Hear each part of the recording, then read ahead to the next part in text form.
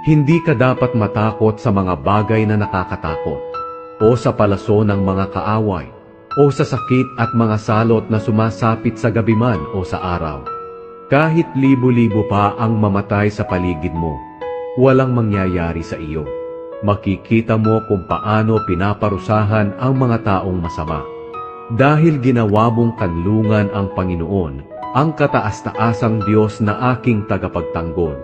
Walang kasamaan, kalamidad, o anumang salot ang darating sa iyo o sa iyong tahanan. Dahil uutusan ng Diyos ang kanyang mga anghel upang ingatan ka saan ka man magpunta. Bubuhatin ka nila upang hindi masugatan ang iyong mga paa sa bato. Tatapakan mo ang mga leyon at mga makamandag na ahas. Sinabi ng Diyos, ililigtas ko at iingatan ang umiibig at kumikilala sa akin. Kapag tumawag siya sa akin, sasagutin ko siya. Sa oras ng kaguluhan, sasamahan ko siya. Ililigtas ko siya at pararangalan. Bibigyan ko siya ng mahabang buhay at ipapakita ko sa kanya ang aking pagliligtas.